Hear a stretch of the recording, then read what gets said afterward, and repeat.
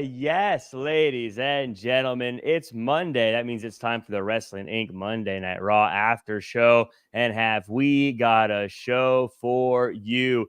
Judgment Day wants Imperium Gold, and Cody Rhodes is hunting the Bloodline. But before we get into all of that big stuff, I got to introduce the crew. I'm Jack Farmer, being joined by Justin LaBar and Matt Koon. And Matt, I don't like to start things off negative. Don't like to start things off fighting, but you know what? You said something on Twitter, cannot be ignored. It needs to be addressed. Sorry. How dare you say that pancakes are better than waffles? Defend yourself. Waffles are kind of a joke. You know, like you get all those little cups of syrup. It is just too much syrup. I want to have the butter on the pancakes. I want the soft pancakes. Waffles take less skill to make. So I am for the pancakes.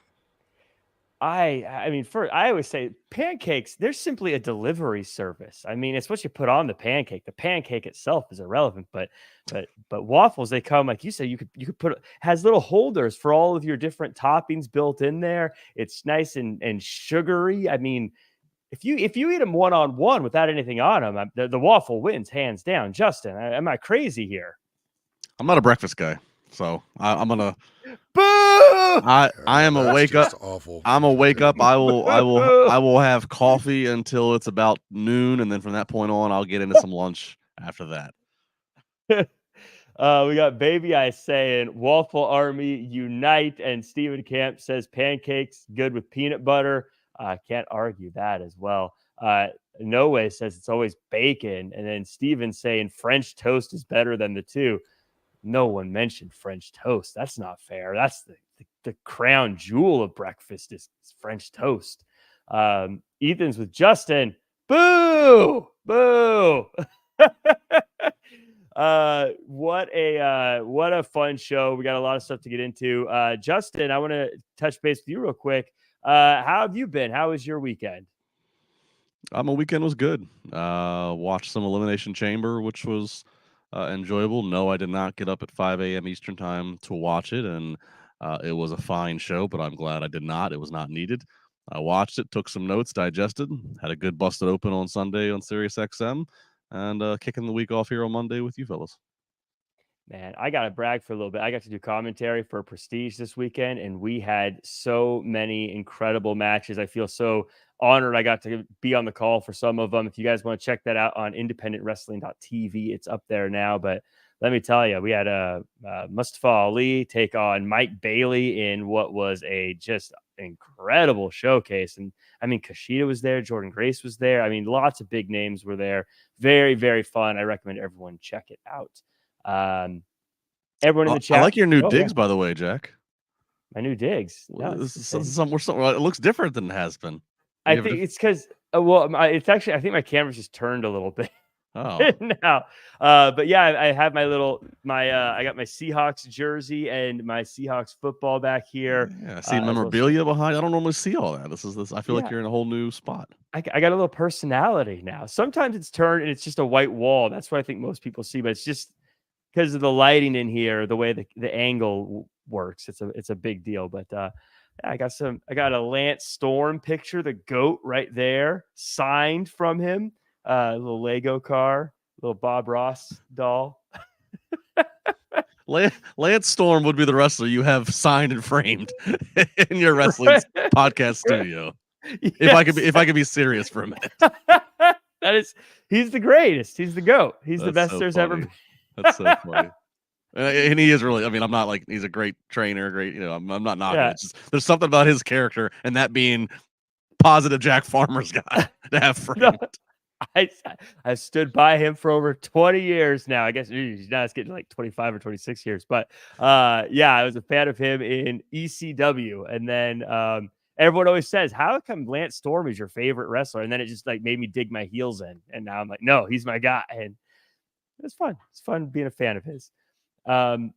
Let's chat about some news. We're gonna change the tone here. This is a tough transition here, but we got some sad news. Ole Anderson passed away today.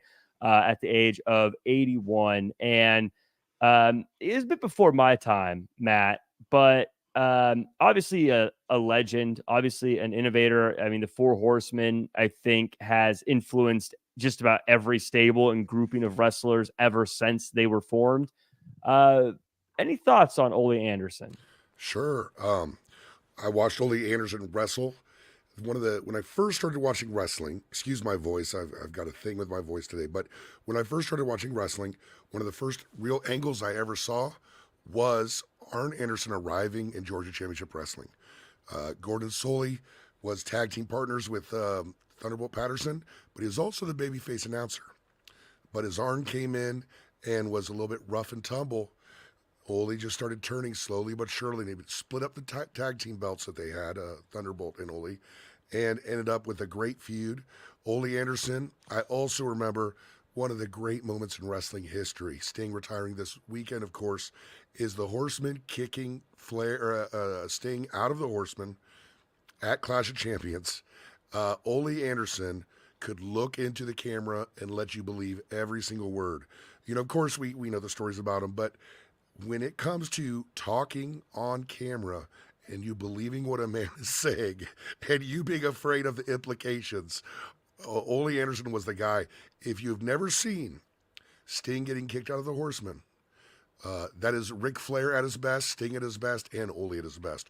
Ole was a tremendous wrestler and a tremendous influence.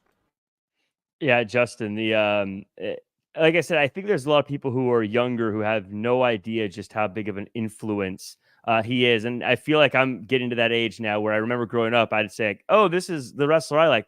Well, back in my day, or there used to be this other person that they were doing this, that, and the other. Now I'm getting to that age where I'm like, no, well, if you like this, you got to check out what these guys were doing. Really, again, when it comes to groups and the kind of, I feel like when you put together a group in pro wrestling, you always think of the different types of person you need in each role. He was one of those guys that really helped form that in the original days of the Four Horsemen. He was. Like you said, for me as well, he's a little before my time. I mean, I was born in the mid '80s, so my understanding of him came, early to mid '90s as I'm renting videos and doing my history to go back, and then of course these days with the network, it's easy as ever to go back. But everything that Matt's saying, and I've seen that clash that he's referencing. Ole, I mean, he was a guy that was important for at the time that he was at his peak. He was very important. A lot of other guys and girls that were at their peak at the important times, they've been celebrated since. WWE owning all the footage, WWE gets to rewrite history how they want. Ole, a very brash personality, so is not celebrated, is not talked about. Quite frankly, if Vince was in control and in Gorilla tonight, we would have not seen an in memoriam graphic for Ole Anderson. I feel pretty confident saying that.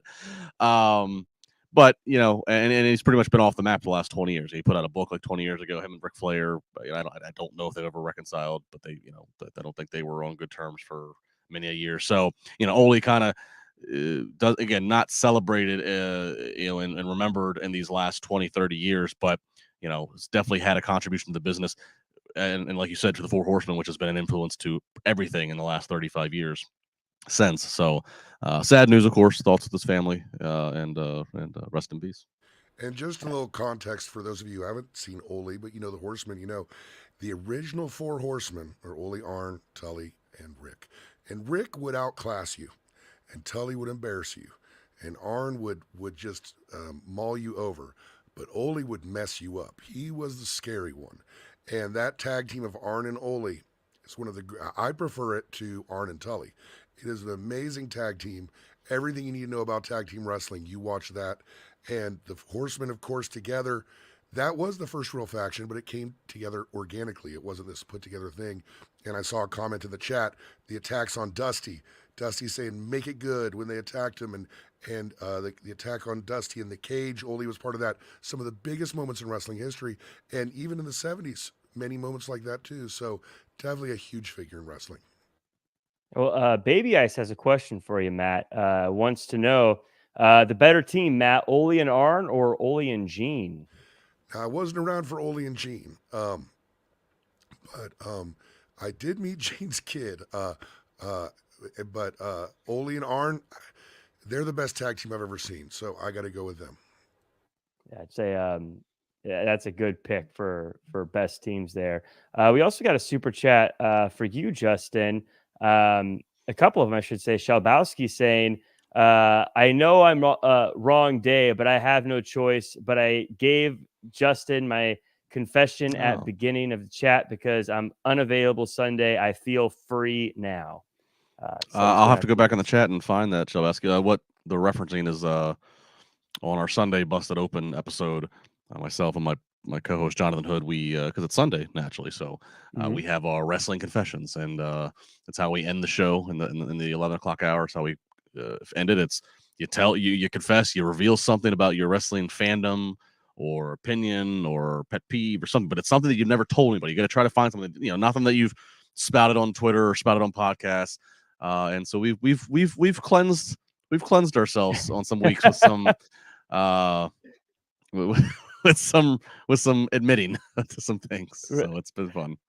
Yeah, Bernie DC says the confessionals are fantastic.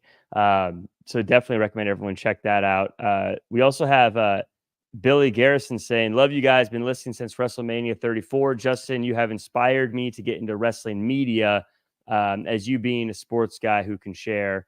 I think maybe Billy had a little bit more to say after that, but it didn't go through. I saw him say something about the whole chat didn't go through. So Billy, if you have more to say, let me know. But Justin, sounds like you've inspired someone. Well, that's very that's very humbling to hear.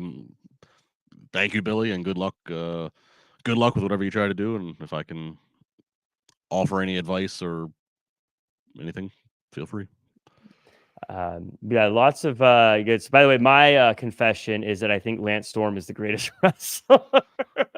Problem is, though, I feel like you've told some people that. I don't really. That's too much of a confession. I feel like you probably showed up, put some money in the offering plate, and sang hallelujah while telling the entire congregation about Lance Storm. And I mean, we probably could have guessed it, I tell people against their will that I like Lance Storm. So not that anything that Vince says has much credibility or moral standing right now, but wasn't Lance Storm the one that Vince famously said he'd rather watch paint dry than watch Lance Storm wrestle? Yeah, that's why he got the dance and all that other good stuff.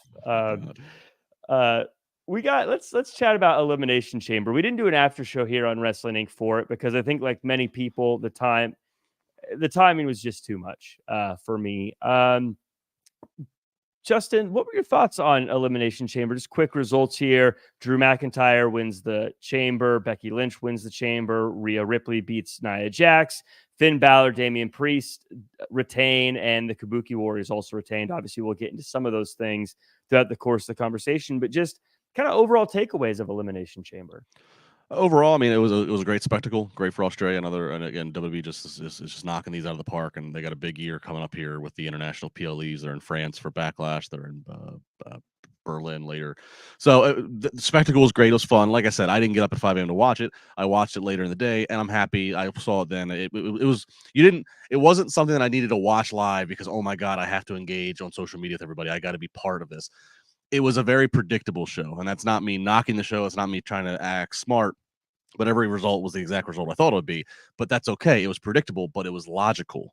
It was the outcomes that it should have been, because that's the outcomes they were telling you was going to be and what made the most sense. They've been telling us that Drew was going to, he's the one that's hungry to go after Seth for this title.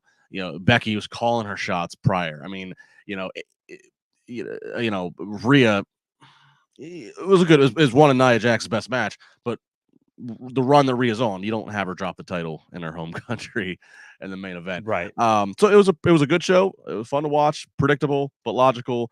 And it's set a lot of pieces in place for what is going to be a very interesting 40 days counting down now to Mania. Yeah, Matt, I want your thoughts on this Chamber. Anything that stood out to you? I'm with Justin. Here on the West Coast, it was 2 a.m. start time, and I actually echo everything he said. I felt like I knew how it was going to go. I don't think that's bad. I can't stay up all night for a show where I know how it's going to turn out. But I think it did a lot of good. What's your thoughts on how Elimination Chamber went, the start time and everything else? Well, luckily for me, I am a child. I am a giant baby with no sleep schedule at all. Just do what I want whenever I want. So I just stayed up and watched Elimination Chamber. I mean, we made it through Jericho versus Evil, so we can make it through Elimination Chamber. Here's my takeaway. I agree with everything that Justin said, with the added caveat that it was entertaining. You know, it was logical, but it was entertaining. I think Tiffany Stratton might be the story of the chamber. She came out just getting her ass kicked. Getting her butt kicked. And really just, I think that's what got the fans on their side. But the real takeaway for Elimination Chamber for me, you got The Rock. He's back. You got Roman. You got Cody in the ring doing an interview segment. You got Seth in the ring doing an interview segment. You got Charlotte Flair injured.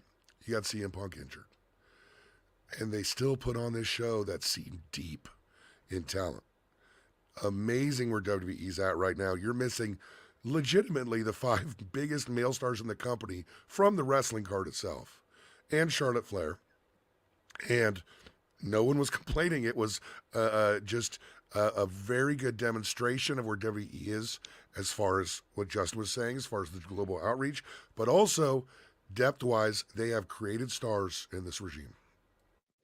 Yeah, I was going to say, because I believe the story was Tiffany Stratton as well. I think she absolutely showed that she is ready for big time, a big stage. And I think sky's the limit for her. Justin, to Matt's point with this Elimination Chamber, it's crazy how I think any other era or over the past few years, if you had this many injuries, you'd be like, man, this is a thin WrestleMania season, but it does not feel that way at all. I'd like you to kind of expand on that, but also with Tiffany Stratton doing so well. And it feels like a lot of the people, since NXT has sort of shifted to that 2.0 style, a lot of the people coming up feel like these are real stars. Do you think it's NXT today, or is it maybe because they're not bringing them all up at once like they used to do in groups? They're kind of more individual. Talk to me a little bit about the success of the NXT call-ups lately. Well, I think it's a little bit of everything. It's they are truly getting the best simulation in NXT to what things are going to be like for Raw and SmackDown, and that can be everything from this is how we do TV, this is how we do entrances, this is how we do time cues. You know, they're and yeah, there's a lot more continuity of coming from NXT. You know, and surprise, surprise, there's continuity between the best friends of Shawn Michaels handing somebody off to Triple H for Raw and SmackDown, where obviously it used to be you could be one thing over like Rover and Full Sail under the Triple H's NXT, but then you go to Vince and Raw and SmackDown, and they it's a completely different vision, a completely different introduction. So it's just a combination of things. Continuity certainly helps. And also, you know, there was a point too with the old NXT where, you know, there was a lot of talent that were, you know, the indie talent. They were big somewhere else and what have you. The talent that we're getting in NXT now that are stars, the Tiffany Stratton, you know, she never worked anywhere else other than she's in the WWE system. You know, Braun Breaker obviously got the pedigree with his family, but again, hasn't worked. You know, they really are creating stars from their scratch. And that goes a certain way, whether people realize it or not, that they haven't ever seen these people before other than in the WWE environment. They weren't coming from Ring of Honor. They weren't coming from PWG or Japan. You know, so there's a lot of factors that all kind of come together. It depends. It's kind of a case-by-case basis of which factor is stronger, depending on which talent you're talking about. But that, and you know, Matt makes a great point. You're missing the amount of talent that you're missing from that chamber card, yet the chamber still feels so full. You know, this goes to the booking. We're no longer seeing a best of 7. We're no longer seeing the same damn match of 2 people every week on Raw or SmackDown. We're managing to get more people featured without overbooking. You know, without, you know, like, God, Andrade has only had a Rumble match, but since Andrade's back, Andrade feels like a bigger deal now and that he's back than he did the entire time in AEW. I'm anxiously awaiting. It's things like that they do in order to feature people and make you already waiting to see them. They already are assigned some value. There's just WWE's just doing a lot of right. And oh, by the way, the depth also helps. They have the deepest women's roster they ever had. They're at this rubber meets the road point now, where it used to be you had one, maybe two women's feuds going on, and usually it was about the two women's titles you had on your shows, and that was that. Now they have such depth and such stories to where really the best thing they could do in order to utilize all these talents they have on their contract is to have a woman's only show each week, on the network or somehow. Will they do that? I don't know. I mean, they did one woman's only pay-per-view years ago. It didn't do great by any metric. I don't think that should be the end-all be-all decision maker, but at some point they have such women's talent, they have to give them a little bit more time, and that's only going to happen by giving them one dedicated, even if it's just a 1-hour show each week, because you have it now, so use it. Matt, I want to we'll move on from this, but this NXT thing I'm thinking about now more and more. Sure. As Justin mentioned, it's a lot of people who they were built in the WWE system as opposed to having a following from the independents or building a name on the independents. Do you think is there something to the fact that maybe these are characters like a Tiffany Stratton, because she wasn't on the independents, I don't have a preconceived idea of who she's supposed to be. So I'm more open to whatever she is on TV as opposed to, if I'm someone who's watched a wrestler be someone on the indies forever, and that's who they are, and then they get to WWE, a lot of people say, well, that's not who they were. I mean, we look at Walter turning to Gunther, they changed his name. They're ruining this guy just because of the name change. Do you think because we don't know who Tiffany Stratton is, so we accept that she's Tiffy Time? We don't really know who Braun Breaker is, so we accept that he's Braun Breaker. Is there something to that why some of these characters are being more easily embraced as opposed to fought against, if that makes sense? Well, I'm sure there's something to that, right? Like having a fresh look. But I think I have the answer. Like, honestly, they had a lot of great talent before. It didn't work out. So my theory is that there's not a crazy person running the company anymore. I think that's made the difference. If you took the insane human being away from that company, Gargano, Ciampa, Ricochet, Aleister Black, those four in particular of that generation would have been handled so much differently coming up.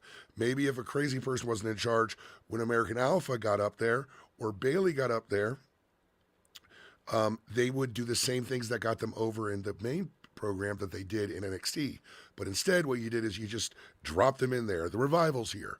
But they didn't do any of the things to get the Revival over on the main roster that they did on the NXT roster. Because, again, a crazy person in charge who had no respect for what Triple H was doing down there unless he needed a talent grab once in a while. So my theory is crazy person gone. Company. Speaking of the company being better, we are on the road to WrestleMania, 40 days until we get there. And for some reason, when they announced 40 days left, it got me really pumped. I was like, geez, this is right around the corner. So we're going to talk about this episode of Raw. And of course, if you are watching or listening, like, comment, share, subscribe, 5-star review on Apple Podcasts. If you're in the chat, of course, whether you're Austin or Tuck or Beer or Ethan or Blue or Good or Shelbowski or Jason or No Way or Joe C. Lurkin, Jerome, Mick, Reaper, Bernie, Manish, stalking you, Mike Rouse, and everyone else. I appreciate you being here. Thank you so much again. And if you're a lurker just hanging out, I appreciate you too. Let's talk about this show. I want to start at the end here because I felt like that was one of the bigger situations that happened here. Throughout the show, we were building to this main event, Cody Rhodes versus Grayson Waller. We're getting multiple backstage interviews from Grayson and from Cody Rhodes talking about how this was all set up. We get to the match, pretty one-sided by Cody Rhodes. The real main event being Paul Heyman coming out and him having a back and forth with Cody. Justin, I felt like last year the build was all about Cody's dad. This is decidedly about Cody making a decision for himself. How did you feel about how this went down? I really liked it. I'm glad you mentioned the build to last year. last year we all felt it. We thought, okay, this is it, right? Cody's won the Rumble. We're cutting the promos about his dad, the big gold belt, and he's going to go to Mania. He's going to win. That's what's going to happen. And then he didn't, and we're all looking around each other going, what the hell? But I actually feel like, especially tonight, there was a moment tonight where, Cody's sitting on that chair, just no fear, doesn't send an army after me, and then the line of, the bloodline's not hunting me, I'm hunting the bloodline. And of course, the fact that you have the gravitas of The Rock being involved is going to, is going to elevate all this. I actually feel like this build is better than the one is more interesting to me than the one to last year's Mania. That said, that comes with the caveat of this build's even better if he doesn't win it at this year's Mania. I don't know how much more you're playing with fire. You have a really awesome white meat babyface in 2024. Yeah, don't do that. I don't. You're really threading the needle if you think that everybody's going to hang on and stay on the Cody Rhodes bandwagon if he comes up short again. So I that's a whole other thing. But yeah, I enjoy this. I like the way this is executed. Ethan Cruz mentioned in the FBI agents. I was saying on Twitter, Cody, NYPD. John Wick, Rhodes, NYPD, suspended NYPD agents, right? Matt, yeah, this was a. I loved how this went. I agree with Justin. It was it felt a little more gritty of a Cody Rhodes, like come and get me, Cody Rhodes. But also a very different spin on this. Also, what are your thoughts on this? Where they're going? Paul Heyman being breaking news because he was in the background earlier, and also if Cody does lose, can he come back or is it done? Is he just done if he doesn't win it this time? Never deny Cody Rhodes. I mean, Cody, if it happens, and it could, Cody's going to work hard and Cody's going to figure it out because everything else among his real story has been so improbable and really just dependent upon his desire to do it. Of course, last year, WWE showed they didn't really believe in Cody Rhodes. And this year, they also showed they didn't really believe in Cody Rhodes again. So it's kind of, I don't believe they believe in Cody Rhodes again. I can't. I'm just saying, they think, here's this thing we got in our back pocket, we can use it when we want. And I think that's the way they look at it. I don't think they appreciate Cody. As far as this segment, Cody Rhodes, the We Want Cody thing, in my opinion, started because of one moment, and that was when we saw the look on Cody's face. He shook his hand. But when we saw the look on Cody's face, we're like, dude, this guy really, really cares, and he's super bummed.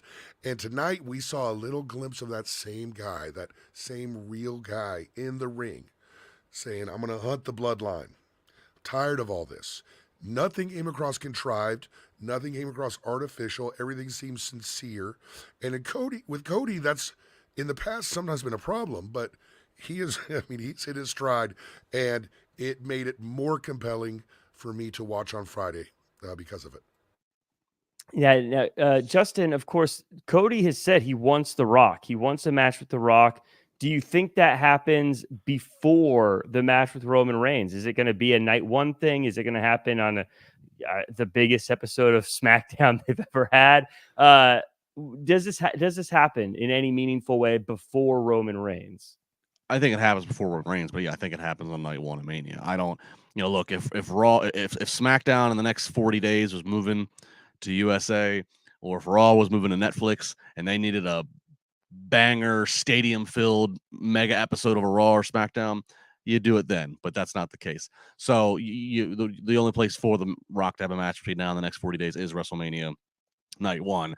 I just want it to be Cody versus Rock straight up one-on-one. I think that is the best for everybody. That's the best for Cody's story.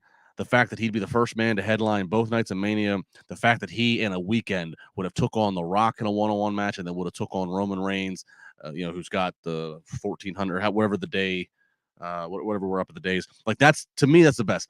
I'm sorry. It's fine having Seth be there to be the good guy, and maybe having guys like Seth is okay for a run-in or for something to help the numbers game, to neutralize.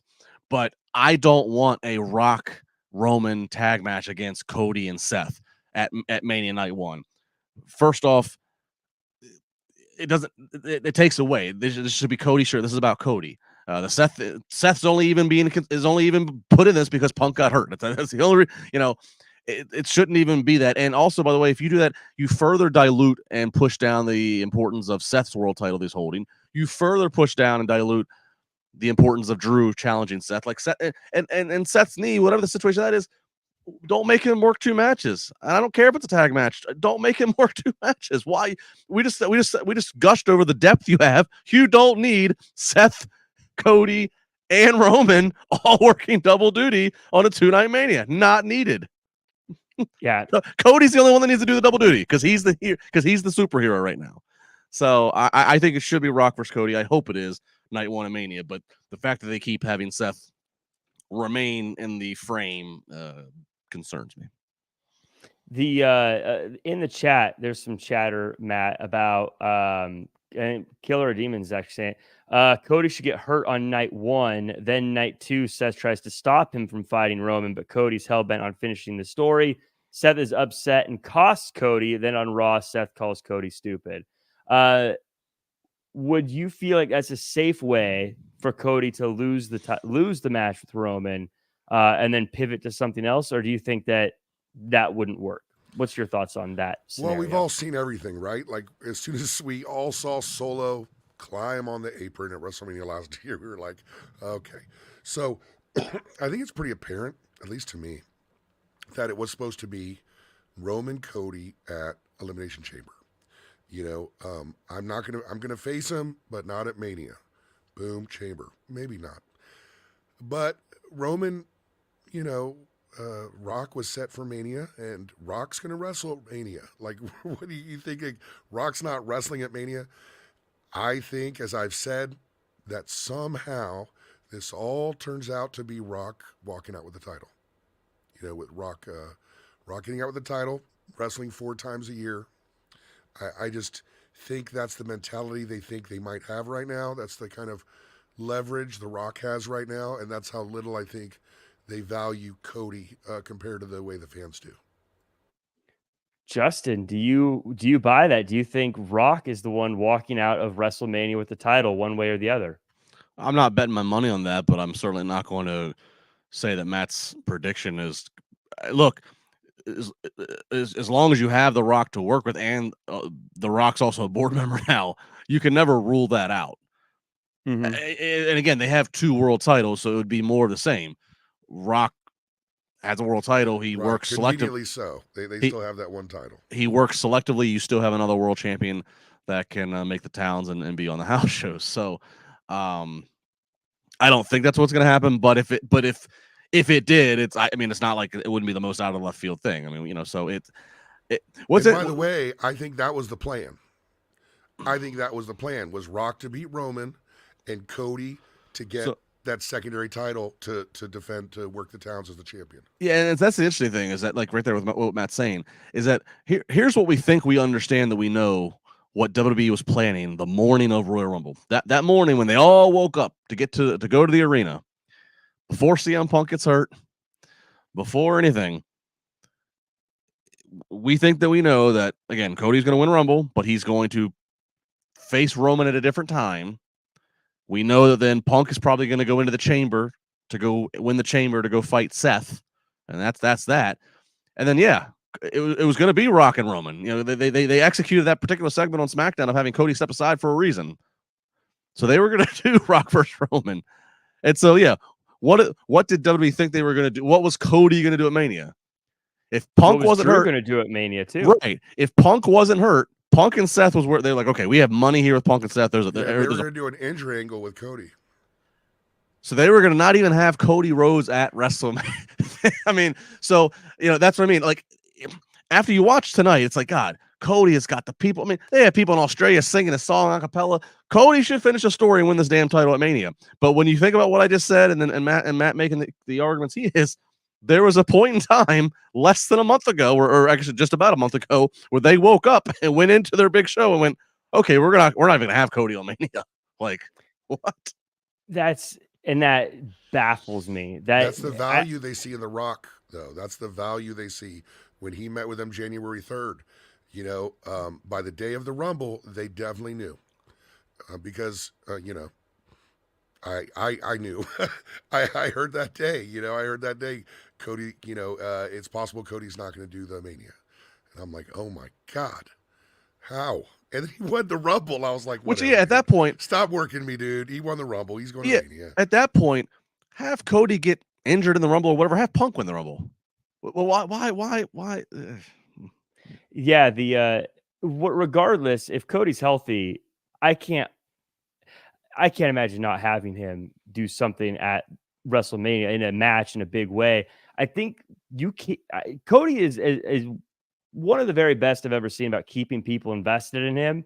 I mean, clearly this past year has shown that, but everyone has their limits as far as how long I can be interested in this person before I start to go, okay, I'm over it. And they're not the same person. I don't want to compare them directly, but I always consider it like the Dolph Ziggler effect, because everyone loved Dolph Ziggler, but at some point we all said, you know what? He's never gonna be that guy.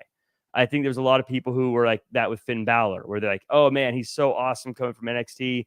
I think the same thing happened with like a Samoa Joe. Now, Cody Rhodes is a different animal altogether. He's definitely something special, but at some point, we're all going to go, you know what? Even if he wins it, I'm over it. You missed the boat. If they don't do so, I feel like if they miss the boat here, I don't know. By the time he wins it, I'm just going to be like, about time. Well, here's the thing is that I believe that people are invested in the real Cody Rhodes story as much or more than his on-screen story. We all know he left. We all know he started AEW. We all know he came back. We all know he was Stardust. And we're all invested. And we all kind of know what happened last year. And we all know what just happened. So if he doesn't get it, Cody's still going to do the work, and Cody's still going to be over, and Cody's still going to be there because he's Cody. But at the same time, he deserves better, but also the fans deserve better.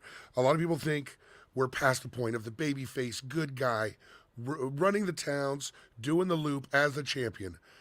This is the guy to try it with. This is the guy. Do you see his answer about the Vince stuff? This is the guy. You see the way have you ever seen him without a suit, like ever in your life? This guy has been dressing for this part for decades. And he's ready for it, and he could be the best thing that ever happened to WWE. He's like an unironically loved John Cena. And if you're not going to have him dethrone Roman with the world title, at least put him in the history books and have him stop Gunther's IC title run. Something. Well, I'm glad you mentioned Gunther, because he actually came out and said he's about as close to perfect as you can get today. And that's when the Judgment Day showed up, and they had a stare down. Dominik Mysterio looking like he wanted to step up and take a shot at the championship. Of course, later he says he's got to go smooth things over with Ria Ripley because she wasn't happy about it. And we saw some people like Chad Gable kind of fighting for the opportunity to face Gunther at WrestleMania. Matt, this was... I want to start with the promo. Of course, you can talk about anything about Gunther at this point, but I love the promo, how he basically called out all the theories us fans have had, and he acknowledged it, like, oh, Chad Gable, Sami Zayn, all these people. It really invested me. And the fact that Judgment Day came out, I thought, this is spicy. I don't know where they're going with this. This is interesting. I wasn't that invested. You know, I remember when the Shield and the Wyatt family came face to face, you know, and how electric that was. And I think that Gunther, as great as he is, has kind of failed to pass on a lot of that cachet to the well-deserving Imperium tag team. And they've shown that there's something missing there. And then the Judgment Day has lost so much steam. I think due to the R-Truth stuff, even though R-Truth is great, you know, it didn't seem like anything I was particularly interested in, and it seemed like something I should be interested in. So maybe they need to work on some of these characters a little bit, or go another direction. Justin, do you agree? Did you not feel the electricity when they were standing in the ring? Well, I felt the energy. I did feel the energy, but I also, as I felt energy, and then the crowd did, you know, they're chanting, let them fight and everything. So the crowd reacted, but I was also distracted with confusion, because I feel like they're in a bit of a pickle here because on several scenarios. We're all led to believe. I mean, it was a match that I was asking for a year, and we're all led to believe this is where they're going to go. That Gunther was going to fight Brock for Mania. That was going to be his Mania match. And obviously Brock, who knows? But he's out of the picture. And so now it's like, okay, now they got to rearrange the puzzle pieces. Now we got to find somebody for Gunther, and anybody who's somebody, they probably already had in pencil a match for them for Mania. So now you have to affect several things. So they're trying to find a worthy match for Gunther. You're trying to find a worthy spot for Damian Priest, who is still holding this Money in the Bank briefcase, which normally is your license to steal. It's normally your signal device that this is a future world champion here. But then you have Damian Priest at Judgment Day, and I do agree with Matt. They've lost some steam. They've also lost some, the R-Truth stuff, while entertaining, it lost some steam.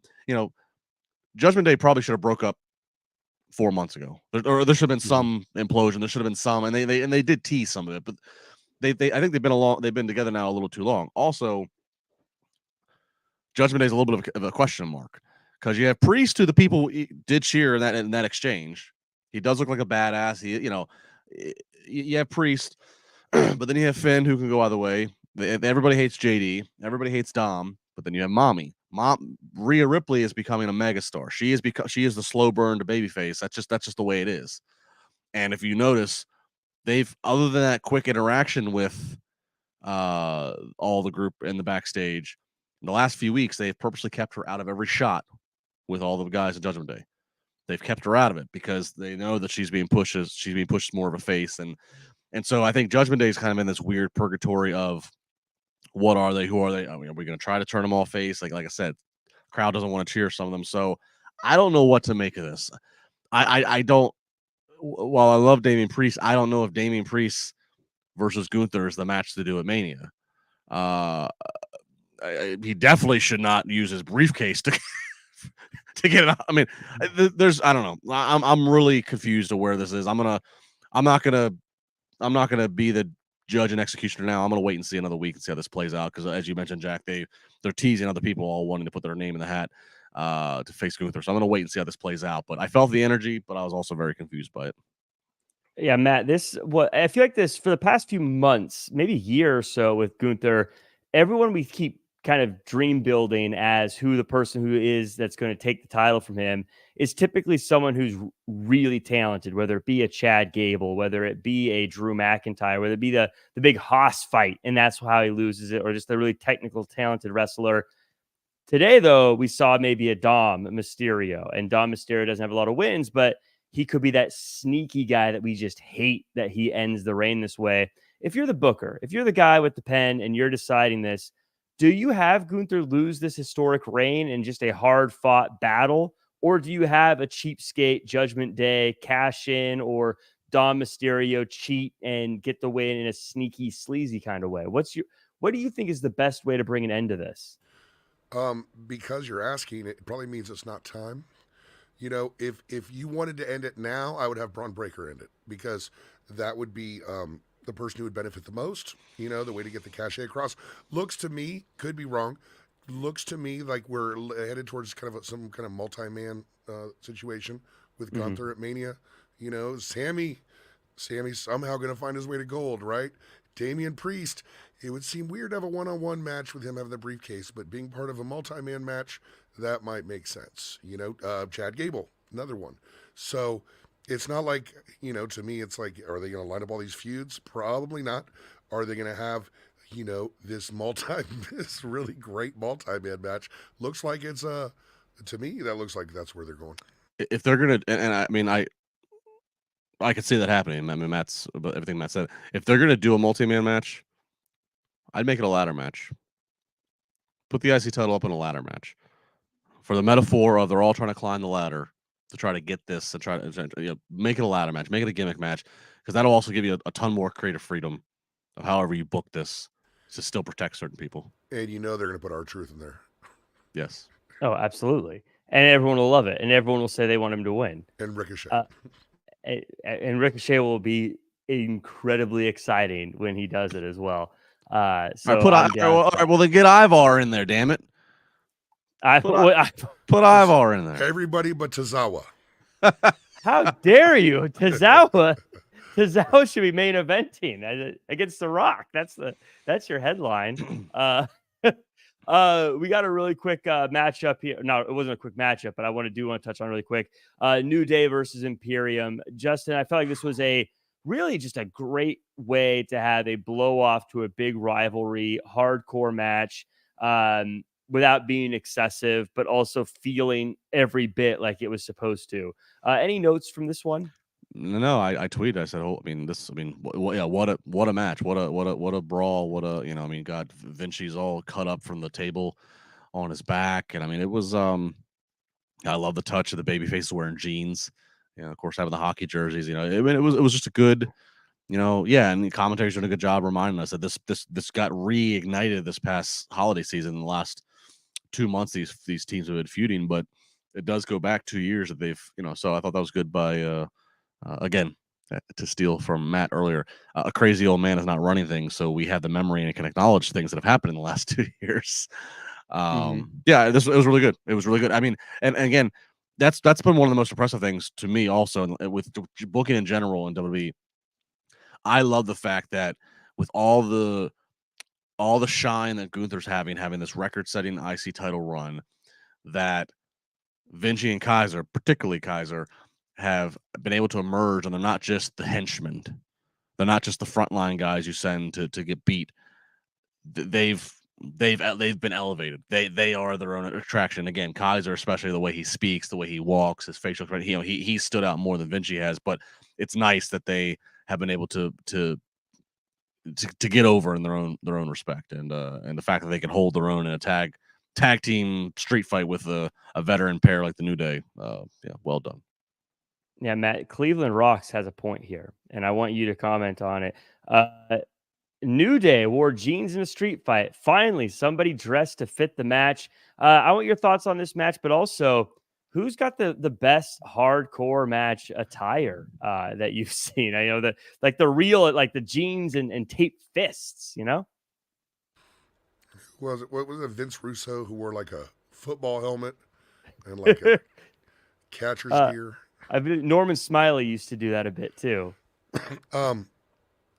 We always kind of forget that the New Day are have a streak of 80 matches that were good like this. Like every time they're in a match like this, we're like, oh, the New Day. That's right. They're very good. They're very good at this thing. And they're always good in these hardcore matches. And the New Day is emblematic of WWE these days, where you got these two guys that they can use whenever they want, wherever they want on the card. They have credibility, they have history, they have cool factor, but right now they're just kind of in the middle because you can't put everybody at the top. New Day were great, and Imperium, they're moving up the card slowly. They're a very good tag team. I wish they had more actual tag team matches in WWE, but if they did, these two tag teams would help solidify the division for sure. And shout out to Bernie in the chat. He put he's a fellow hockey fan.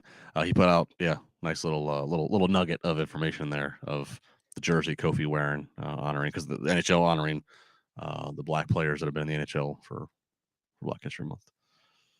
Very cool. And it looks like, I'd guess Imperium versus Judgment Day for the tag titles is what I'm guessing down the road as well. For at Mania, maybe, because they had their stare down, then they just won a big match. Imperium seems lined up for the next tag title shot. Are Judgment Day good guys now? Like what Justin was saying is very true. Like it's very bipolar, the reaction they get, and it doesn't lend itself well to compelling television sometimes. When you got Ria Ripley, she comes out with Dom and they're booed.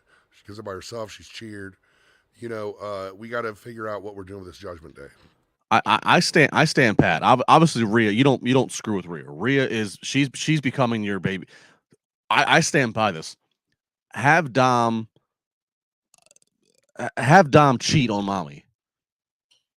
Have it revealed, or you can slow play it if you want to play it for the 40 days to Mania, of where somebody comes to Mommy and backstage to Ria's like, I've been hearing some things. I've been seeing, or WWE loves to do the whole thing where you're interviewing one person and you see something in the background, you see the Easter egg. Start showing Dom talking to another female. Let it be Let it be, Nia Jax. Let it be revealed that Dirty Dom is doing Rhea dirty, and then the moment that Rhea kicks his ass to the curb, huge pop, huge moment. But it's the lets everybody know she's okay. If you weren't cheering, if you weren't cheering for her already, now it's definitely okay to cheer for her. I still think that there's something so great to have. Old fashioned would say that Dom and Rhea are going to get married, and we get to the wedding on Raw, and of course, somebody interrupts it and truth reveal. I don't think we have to go that whole song and dance. But I think we just reveal that Dom's doing dirty, and I think that's the way to go with this. It would almost be better if she just realized. If she just realized that Dom was a bad guy, like he doesn't have to cheat. She realized she wants the fans' adoration. She realized that Dom's a bad guy, and she just kicks him to the curb. And surprisingly, I think the fans would love that. I kind of thought that's what was going to happen tonight when the fact that those two came out together. I thought that they were maybe going to that she was going to say, I just stood tall in my home country, celebrated. I don't need you, little boy. Yeah. I thought the one thing, because I've been agreeing with you, Justin, on this. It feels like they're going to separate her, but something that's we talk about the intro. Dom comes out, introduces her. She comes out. That 3D graphic when she comes out looked new. Maybe I'm wrong. Everyone in the chat let me know, but they gave her a brand new Judgment Day intro. The thing that like the little, I guess, Grim Reaper thing. Which tells me that maybe they plan on them being together for a little bit longer, because I don't think they'd make that and then get rid of it a week later. Yeah, well, that's they create that stuff. They have a team. I mean, that's. Can you imagine? Later on in the night, they kind of teased it with her calling gun up to Dom, not happy about him trying to step up to Gunther. So that's to me again started planting the seed that they're gonna get this breakup to happen here until he wins the title. The roar of the crowd. If she just pulls him in the ring one day and goes, "Look, you're a nice guy, but we need to talk," and like the whole place would lose its mind. The yes chant would be insane. Yeah. Yep. What if she teases like she's going to break up, but then really she's proposing to him, and we still get the wrestling wedding? Yes. I want my wrestling wedding. Have we learned nothing from the Bobby Lashley Lana wedding? That was no. Oh God! We haven't learned anything from any wrestling wedding. We're gonna keep doing this, baby. We had one really good one, and then it's just been terrible ever since. Which one was the good one? Well, Randy Savage one was great. Well, yeah. I mean, Tess and Stephanie was pretty damn historic too. That went well. Yeah, there's a few that were interesting. Chuck and Billy had a fun one, right? That was an amazing segment, though. Was that the one with Bischoff who was in disguise? 3-minute warning. Yeah, that's right. Is the height of his entire on-screen career right there. Isn't that crazy? Could you imagine going back in time and like telling? By the way, like during the peak of the NWO and being like, just so you know, Eric Bischoff's biggest moment is going to be officiating a wedding in WWE. We also got Dexter Lumis in NXT was a good one. No drama happened though. It went too well. Nia Jax, Liv Morgan. I guess I should say Becky Lynch came out during this too. They had a quick back and forth. Nia Jax destroys Becky Lynch. Later in the night, Nia Jax versus Liv Morgan.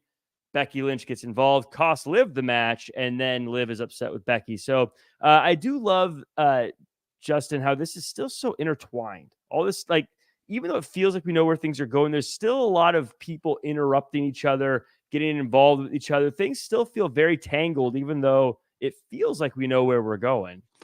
But this goes back to the depth I was talking about. They have such depth, letting all this kind of intersecting stories and personalities happen. Nia, there's a lot of look. Nia's a great heel. She gets a reaction, and that you can't take that for granted. Yes, she had to lose to Rhea. Like I said, you're not gonna have Rhea drop the title in her home country at Elimination Chamber. 42 days before Mania. So she had to lose, but she had it was a hard fought match. It wasn't like Rhea squashed or anything like that. So Nia's in this position right now where I think you need to keep the momentum of her heel run, of this heel run right now. of course, revisiting her with Becky, there's history there, so I get that. I think whatever they do in the next 40 days, Nia should be on the Mania card. She's not going to be in a title match. I really see have Nia be just a complete disruptor of this women's division. She's attacking people. She's pissed off. She's boo-hooing. She's trying to take the division hostage, essentially. That's what I would try to set up for.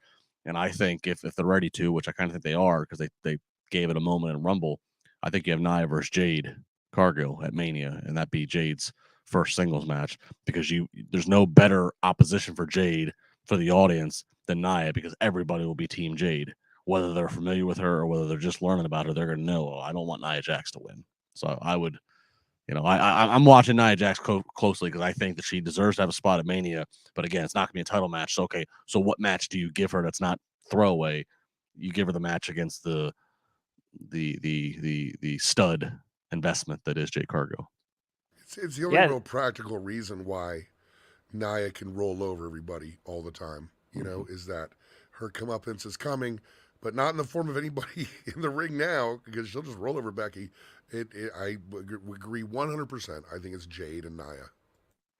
And I think what I like about that matchup too is it can be a sprint. It can be just big move, done, and we'll buy it, as opposed to it being some long, drawn out thing. It would be similar the way that Brock versus Omos was last year. Doesn't need to be long. It just needs to, you just hit. Short and sweet. Yep. So we do have some other stuff that's building. Lots of story on this at this one.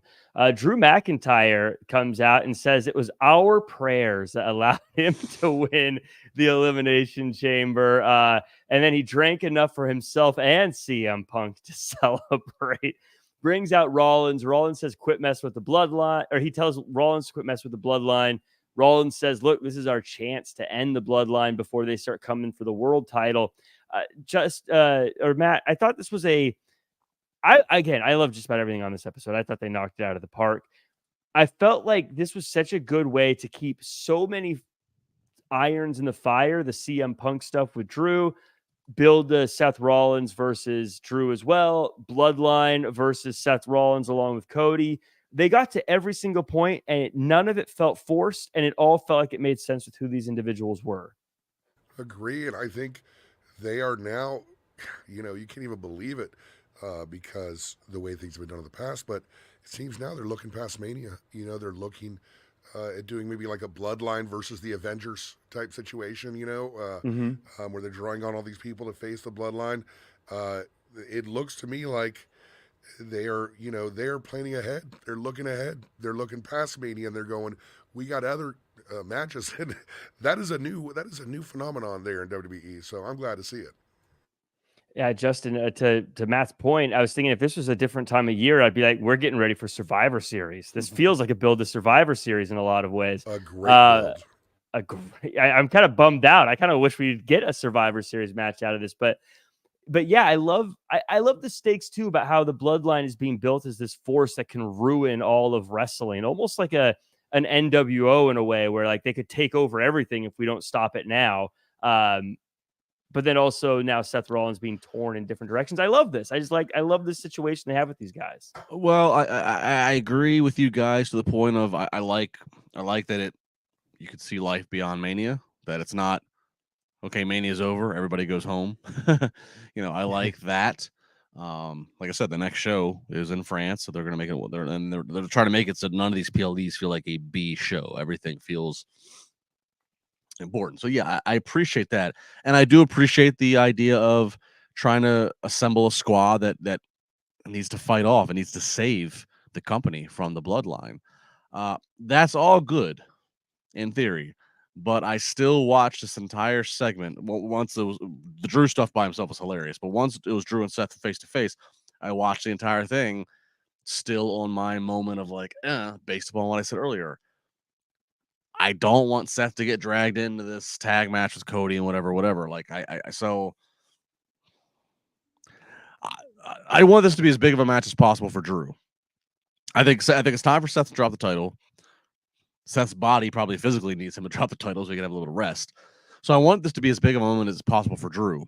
But as I said earlier, it further gets diluted and pushed down the line of relevance if Seth's also worrying about a match he's got to do against Rock and Roman Reigns. I'm again, I'm gonna let it play out. Let me see. Let's find out what The Rock says on Friday and where we are. But I'm bothered by the fact that that's still out there. Well, Justin, let me double down on this. If you're the booker now, you're the guy with the pen. Obviously, there are issues with Bloodline and Seth Rollins that are trying to be played out.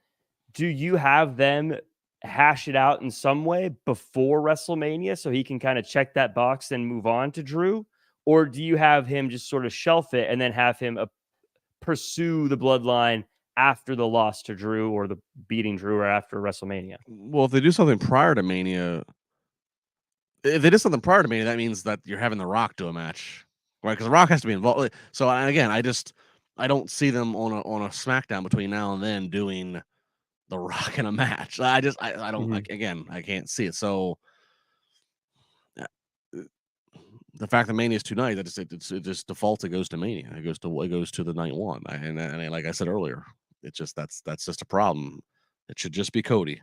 Cody's the one that needs to go through him. Again, Seth can be there, and we can all know Seth and Cody get along, and they had a crazy rivalry. They had 3 matches in the past. Okay, we're good. There's respect. Seth can be Team Cody to the point of Seth might need to run interference or do something. Might need to do a run and make his presence known somewhere Mania weekend during one of Cody's matches, and it makes sense to us while he's out there. That's fine. That's okay. Or Jey Uso needs to come out there to make his presence felt. Like the Avengers can make their presence felt to help protect Cody while he's in the ring. But I don't need to see other matches that involve all of them. It just like I said, it should be straight up be Cody tackling Rock, tackling Roman. So yeah, I think my preferred way it goes is like the Bloodline tries to get involved at Mania, and then the WWE Avengers. Matt, thank you. That's going to be their name from now on. Them coming out to defend and stop the Bloodline and be sort of like, a shield around the ring from the Bloodline. And maybe The Rock then chickens out and doesn't confront anybody, and that's when Roman's like, "You left me hanging. You left the family," and then that's how they build their thing. Yeah, I never thought that that this tag team match was going to happen. I don't think it is still, because we know Seth's already wrestling one match. He's wrestling against Drew McIntyre, who, by the way, is as big as a good-sized horse. Like, you can get hurt in that match, And dude has a torn meniscus, and a partially torn labrum.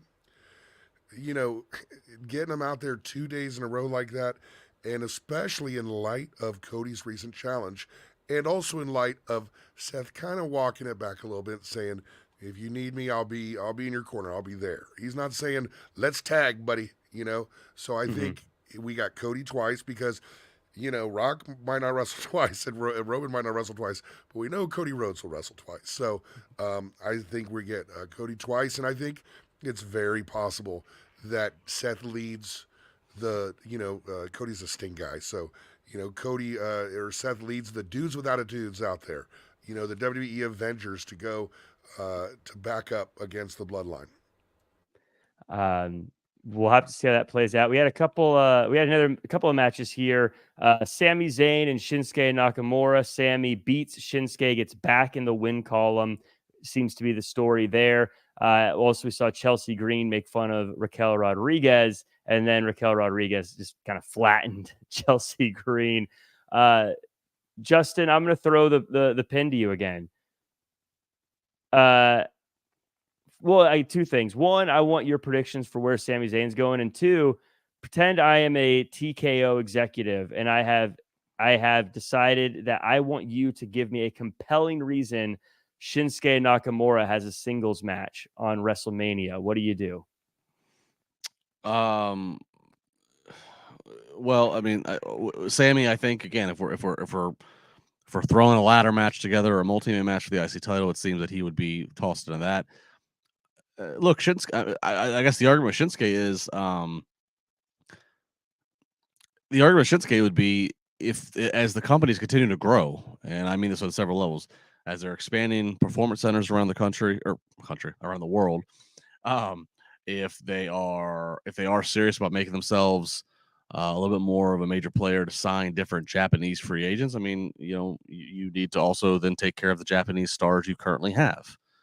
And so Shinsuke Nakamura, who's by all accounts a good soldier, he's been there now, God, what, 6, 7, 8 years.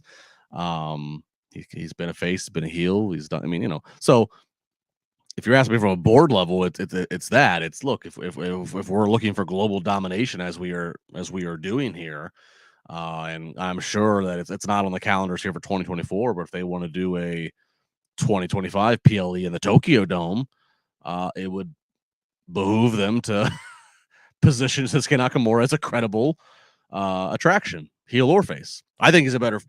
I love the heel stuff they've been doing with the subtitles and the vignettes. I think he's just more charismatic and comfortable as a baby face. But regardless, that would be my board level pitch. Is we're going for global dominance here. Let's make sure we take care of Shinsuke. Yeah, because I feel like he's a star, but I mean he's someone that should be there, but I don't know if he's got a lot of a strong cachet right now to put up there.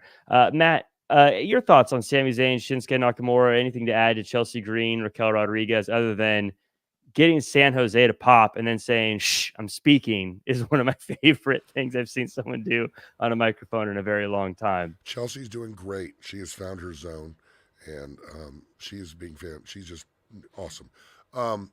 Sammy was great. Sammy is showing every bit of why he needs to be at Mania.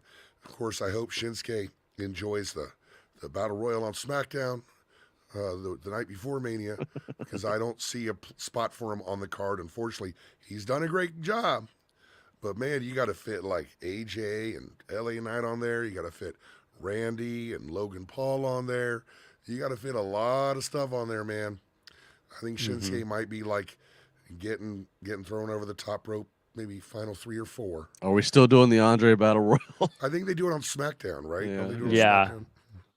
Yeah. So good luck, Shinsuke, in the Battle Royal. You know, I was thinking today what I think would be fun, because I agree, I like him more as a face.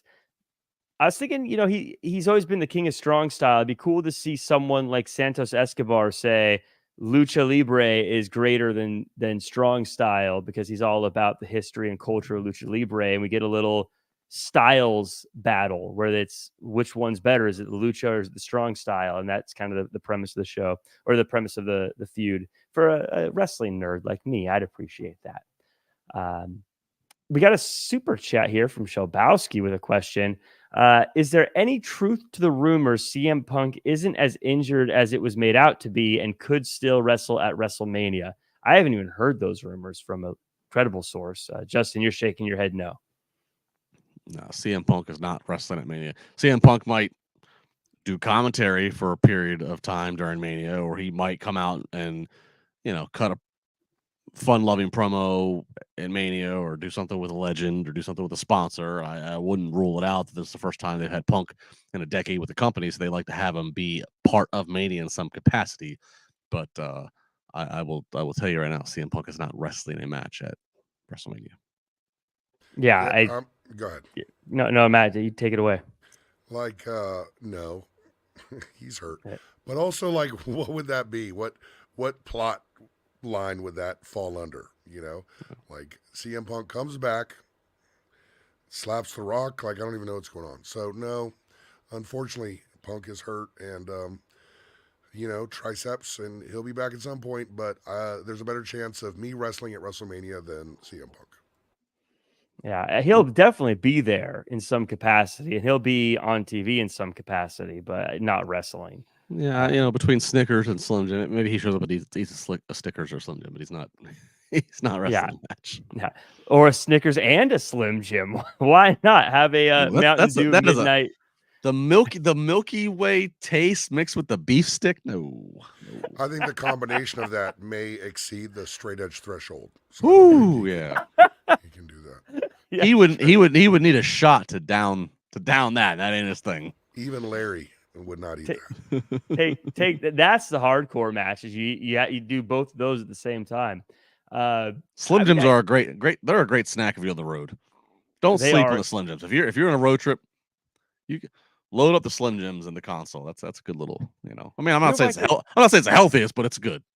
It's great because it's easy to open while driving. It's easy to hold while driving. Easy to eat while driving. Doesn't make a mess. It is the perfect road trip food. I love Slim Jims. Love them. Slim Jim. Why don't you sponsor a Slim Jim? Snap into it or something. I don't know. Thank you, Slim Jim, for the wonderful Busted Open sponsorship. Cheap plug.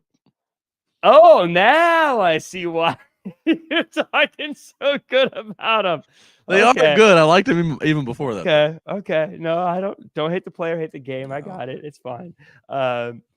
We Matt says Matt Hilado. I'm sure I'm saying that wrong. I apologize, but it says Punk should do commentary for Seth versus Drew. I kind of agree. I kind of agree, but the interesting thing is that all the stuff that Drew is trolling like a king. All the CM Punk trolling he's doing, it's like, wow, you have to give us the payoff. And one, we don't know exactly which month Punk is going to be cleared and able to then compete again. So there's that. So it's like legit. It might not be till next fall. It might not be till next football season. So there's that. It's like you're putting a lot of, and then it's also like, I don't know. I don't know.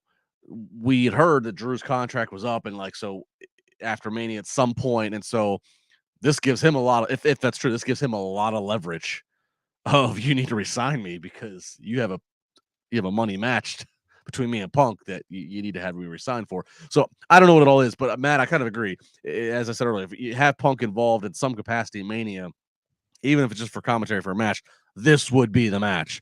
But I would only probably do that again if have something in ink, have Drew signed where that he's around come next fall or whenever that you can have because he's trolling Punk like a king.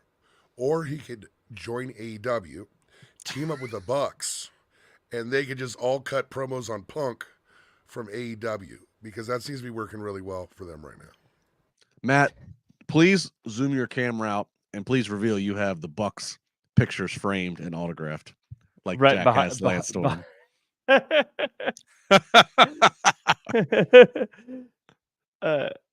What are you looking for? I'm intrigued. What is he looking for? Yeah. You're muted. You're muted. What do you got? I've got a piece of the all-in canvas that's framed with Cody, Matt, and Nick's autographs on it somewhere, right here somewhere. Oh, that's fun. Yeah. That's a cool piece of memorabilia. Yeah. When you know the guy who bought the whole mat and cut it up in little pieces, he was like, "You want one?" I'm like, "Sure." So, and that's Conrad. Conrad it had put out I think a limited edition of those. Really cool idea from the first All In. At first, I thought you were just gonna say when you know the guy that bought the whole thing. I was thinking, did you just sneak and cut off a piece when he wasn't looking? but yeah, that's a very cool piece of just out of reach. I have some Bucks dollars. I do have some Bucks dollars from I forget what match. I think it was from Double or Nothing. But yeah, I got some Bucks stuff. I don't hate. Bucks are cool, but to your point, Justin, it's very peculiar, right? That they're giving him all this stuff to do, but from all I'm hearing, he's not signed. It's a new approach by WWE, which is let me show you why you want to stay instead of let me make you sorry that you're leaving, and it's pretty cool to see. And what if he wins the title at Mania? Well, they're not going to do that. You know what I'm saying? They're going to take him all the way up to that point. But I keep saying it. Or he wins it and then Priest comes out and cashes in right then and there. I mean, I think we can all agree. Seth's probably dropping this title. Seth needs to go rest. I keep thinking they talk about the parallels between CM Punk and Drew McIntyre. I don't think it'd be out of the options for him to win the title and take a little summer of McIntyre, disappear for a little bit, do like CM Punk did, and maybe have him say, "Look, Punk, I'm doing this better than you too." It's not bad. I mean, Drew's a stand-up dude. He's not gonna, but what he's doing the best work of his career. He keeps getting better at it. He keeps getting closer and closer to the nose of what he's trying to do.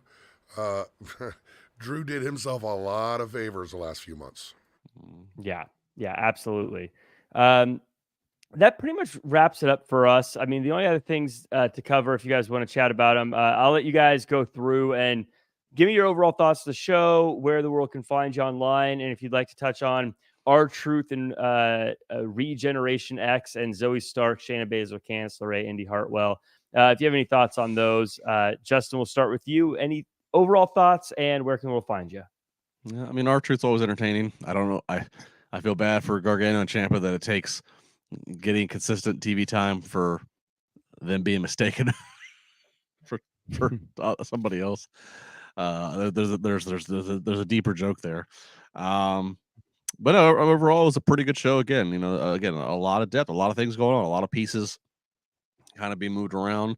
I think our mid-card IC title is where we're most intrigued at. And again, that's the one that we know that they probably called the audible of not having Brock and Gunther. So watching and see how it all goes. And then, of course, this Friday, SmackDown legit sold out. I had people tweet me earlier showing me screen grabs of the secondhand market of what the prices were. And they're like, how is that? How can there be these prices? I said, do you realize this is StubHub or this is secondhand? Like if you go to Ticketmaster, it's legit sold out. There is not What are they going for? $600, $700 for floor ringside. Wow. Yeah. So it's like section D ringside, $600, $700 for a ticket for this Friday in Glendale, Arizona, because Ticketmaster it's a zero. It is legit sold out. They sold all 11,000 whatever tickets there were available in Glendale, Arizona. So we'll see what happens on SmackDown with The Rock and that whole top of the card situation. In terms of following me at Justin LaBar across the socials, across Twitter, across Instagram, here on Monday nights with the crew here on Wrestling Inc. And then every Sunday, here on Monday nights, every Friday morning, myself, Dave LaGreca, and Thunder Rosa on Busted Open. And then Sundays, 9 to noon, myself and Jonathan Hood, also Busted Open, Sirius XM channel 156. So if you want more of me, it's hard to ignore me. Hard not to. All good stuff from Justin. Matt, how about yourself? Where can we find you? And any final thoughts on this week's WWE Raw? Yes, I have no thoughts at all on any of those segments, so that works out. I will say that at this point for Mania, it was a good show. I don't recall WWE having so many well done angles and cogs going into Mania. It's like the women's stuff is taken care of. The mid-card, it's rounding up. The headline match, taken care of. Like, they're really, there's been recent years where we didn't know what the hell was going on at Mania at this point. So great for them. You can reach me at Matt Koon Music on Twitter. I am capable of occasional shenanigans on there. But otherwise, make sure to follow Real Jack Farmer. That's what you should do. Hey, that's why I like having you on the show, Matt. Yes, you can follow me at Real Jack Farmer across all social media. Like I said at the top, I just got to do commentary for Prestige's recent show. Lots of crazy stuff happened there. So check it out on independentwrestling.tv. Make sure to follow at Wrestling Inc. And make sure to check out all the after shows there. We're doing one tomorrow for the NXT after show. I don't know who's going to be hosting it. I think it's going to be Glenn and Issa. That's the usual crew. But the best way to find out is to tune in. That does it for us. We're going to see you all next time. I'm hitting the end stream button now.